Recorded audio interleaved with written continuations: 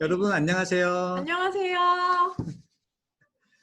자, 오늘은 현장 브런치 12번째 소식을 전해드리도록 하겠습니다. 오늘 갈 곳은 어디죠?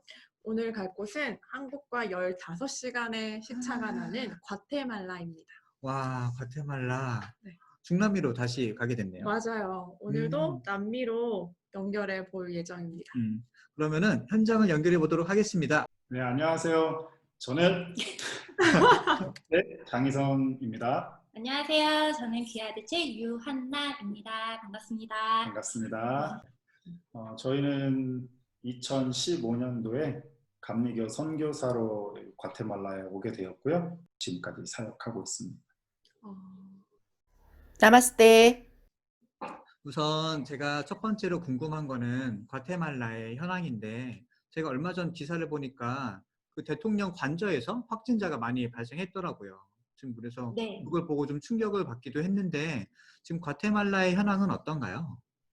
네, 어제 저녁 7시 기준으로 하면 지금 과테 누적 확진자는 7,050명 정도 되고요. 7,055명. 그리고 사망자 수는 252명이라는 정부 발표가 있었고요. 네, 여기 지금 PPT에 나오는 거는 이제 네, 10일 날짜입니다. 네, 오늘은 저희 여기 과테말라는 8일입니다. 그래서 조금 정보가 업데이트 되었고요. 과테말라는 처음 3월 13일에 첫 확진자가 발생했습니다. 이후에 두 자릿수로 매일 증가하고 있었고 5월 13일에 이제 143명 급격히 확진자가 증가했고요. 매일 지금 신규 확진자는 계속 갱신되고 있습니다. 갑자기 증가하는 확진자들이 많아서 수도에 있는 루즈벨트 병원은 이미 병상이 가득 찼고요. 그래서 일시 폐쇄하는 일도 지금 발생하고 있고, 과테말라에서도 지금 강력한 정부 조치가 내려졌습니다. 다들 수긍하고 지키려고 노력하고 있지만 이 기간이 대응 기간이 길어지면서 생활고에 있던 사람들이 정부 방침을 무시한 채 생업을 또 시작하고 있기도 합니다. 초기 코로나 바이러스 19 대응 정책이었던 것이 가장 강력한 게 정부에서 근로 금지를 내렸습니다. 그래서 그 근로 금지 때문에 많은 사람들이 일자리를 잃고 또 일자리를 잃고 나니까 소득이 없어서 많은 가족들이 집세를 못 내서 거리로 쫓겨나는 경우도 지금 많이 발생하고 있는데, 보시고 있는 사진처럼 많은 가족들이 집세를 내지 못해서 거리로 나오고 있습니다. 그래서 이런 근로금지로 인해서 많은 어려움이 있기 때문에 일부 사람들은 나와서 도시 봉쇄를 반대한다고 시위하기도 하는데, 코로나 바이러스 때문에 이제 거리도 유지하고 또 차 안에서 저렇게 시위하는 모습도 뉴스에 올라오고 있습니다. 국가 전체적인 폐쇄 상태가 지금 유지되고 있고요. 그래서 유통업을 주로, 그러니까 농사를 짓고 시티에 나와서 물건을 팔고 해야 하는데 지금 이동이 금지가 되니까 농작물들을 팔 수 있는 방법도 없고, 또 사회 시설, 기반 시설이 잘 되어 있지 않아서 저장할 수도 없고 하다 보니까 일부 농작물을 생산하는 분들은 저렇게 시위하는 것처럼 농작물들을 폐기하고 버리기도 합니다. 네, 이런 일이 계속 있다 보니까 저희 지역 같은 경우에는 농업이 주로 이루고 있는데, 이렇게 농사를 지어봤자 팔 수도 없고 유통할 수도 없기 때문에 이 땅 주인들이 농사를 짓지 않으려고 해요. 그래서 이 밭에 가서 일하던 우리 주민들 대부분도 일을 할 수 없게 되었습니다. 그리고 저희가 사역하고 있는 마을은 시티에서 그리 멀지 않아요. 그래서 많은 그러니까 모자 가정인 이제 엄마들이 시티에서 많이 가사도우미로 일하셨는데, 지금은 이 코로나 바이러스 때문에 또 시티로 나갈 수도 없고 버스가 운행하지 않기 때문에 또 시티에서도 시티로 이동할 수 있는 방법도 없고 해서 가사도우미로 일하셨던 많은 엄마들이 지금은 일을 할 수가 없어요. 그래서 지금 가정에서 많은 어려움들을 겪고 있는 상황입니다. 지금 학교도 금지가 되었습니다. 학교도 지금 갈 수가 없는 상황이어서 학교 가는 대신 집에서 지금 온라인으로 수업을 해라라고 이제 정부에서 얘기는 했는데, 기본적으로 사회 인프라가 시티는 어느 정도 조금은 있지만 지방으로 갈수록 전혀 이런 사회 기반 시설이 되어 있지 않습니다. 뭐 컴퓨터, 스마트폰, 인터넷 이런 것들이 흔하지 않거든요, 지방에 가면. 그렇지 않아도 학교 수업에 있어서 빈부의 격차가 컸는데 지금은 그 격차가 더 심해져 있는 상태입니다. 게다가 이제 모든 사람이 집에 머물러 있다 보니까 가정폭력의 문제들이 계속 발생하고 있어서, 여기 표에 보시는 것처럼 스트레스로 인한 가정폭력 30%가 증가했다는 기사도 있고요. 폭력을 줄이자고 국가에서 좀 웃기 캠페인도 하고 있고요. 그리고 더 나아가서는 적극적으로 좀 신고를 하자라는 운동도 지금 있습니다. 조금 이 스트레스 부분에 대해서 더 설명을 하자면, 통금 시간이 계속 변하고 있어요. 4시에서 다음날 4시까지, 또는 5시에서 다음날 4시, 5시 이렇게 계속 통금 시간이 변하다 보니까 마트, 관공서 이렇게 우리 생활과 밀접한 곳들의 오픈 시간과 클로징 시간이 계속 바뀌고 있거든요. 그러다 보니까 생활의 모든 루틴이 지금 다 무너져 있는 상태예요. 그래서 되게 불안정하고, 그거에 대한 사람들이 되게 불안감도 가지고 있고 스트레스도 그만큼 가지고 있고요. 또 질병에 대한, 코로나 바이러스 질병에 대한 스트레스도 엄청 많기 때문에 저희 과테말라에서 첫 확진자가 발생했을 때 그 확진자의 가족들에게 폭언과 폭행이 이루어지는 그런 경우도 있었습니다.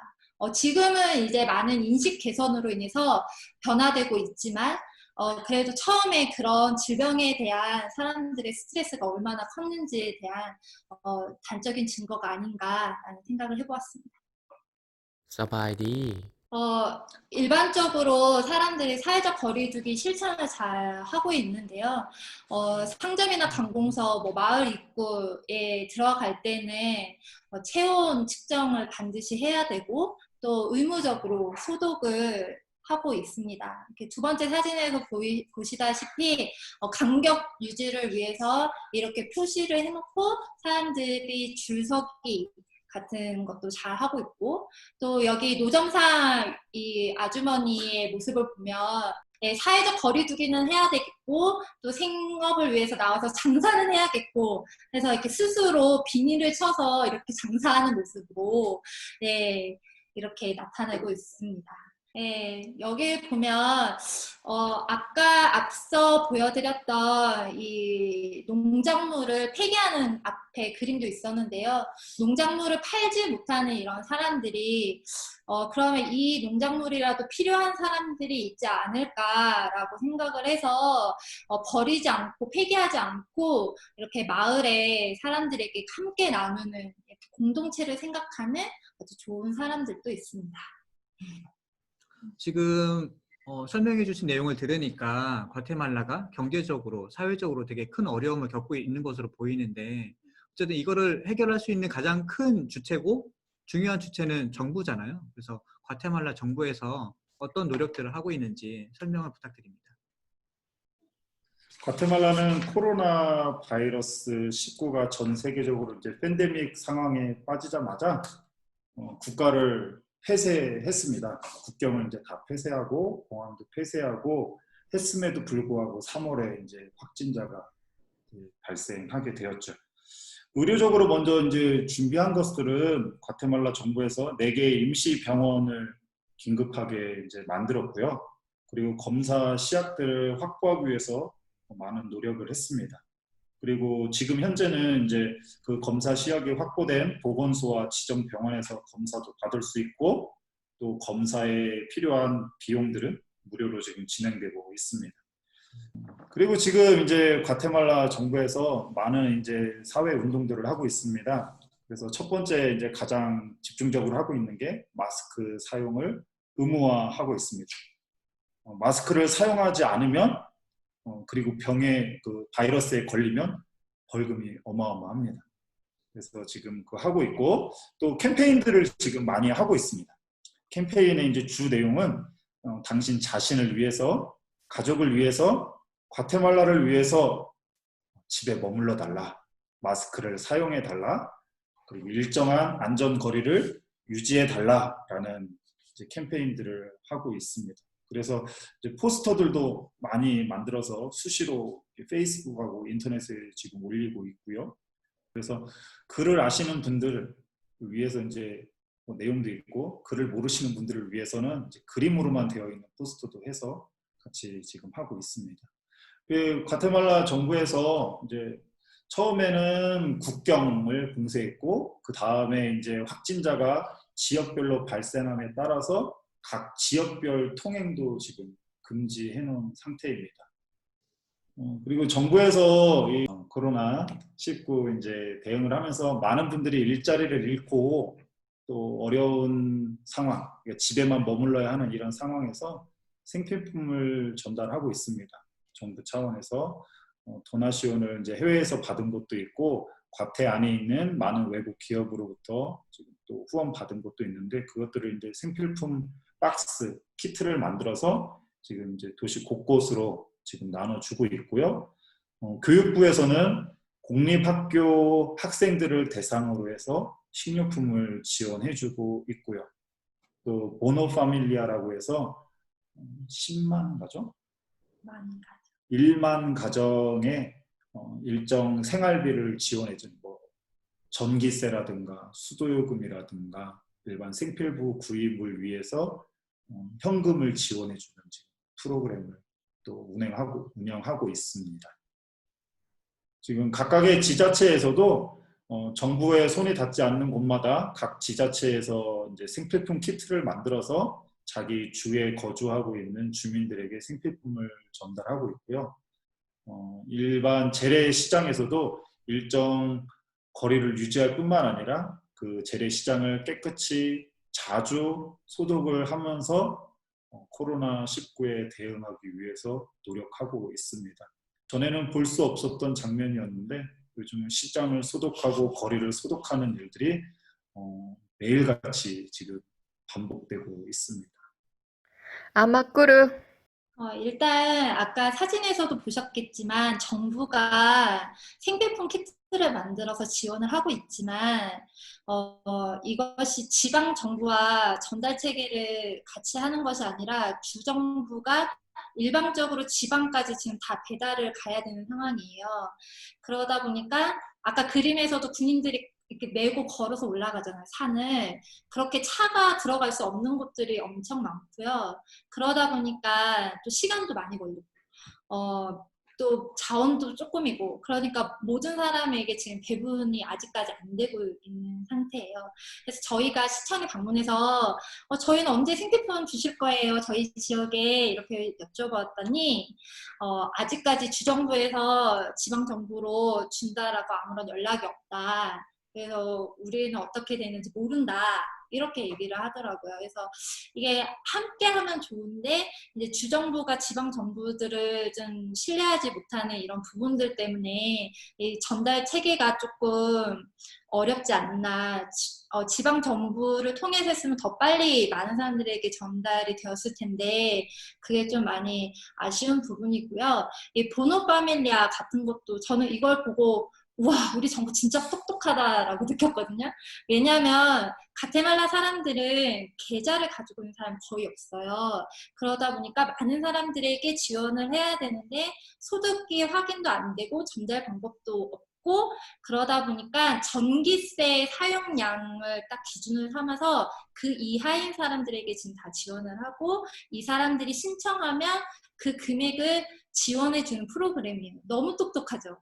그런데 한 가지 문제는 이 과테말라의 절대 빈곤층이 너무 큰 거예요. 그 크기가. 그래서 정부가 감당해야 되는 절대 빈곤층이 너무 크다 보니까 만약에 10사람이 필요하면 지금 한 사람밖에 못 주는 그런 실태예요. 그래서 정부, 가테말라가 가지고 있는 이런 자원들이 너무 부족해서 이런 좋은 시스템과 좋은 아이디어가 있지만 많은 사람들에게 지금 나누어 줄 수 없는 그런 상황이에요.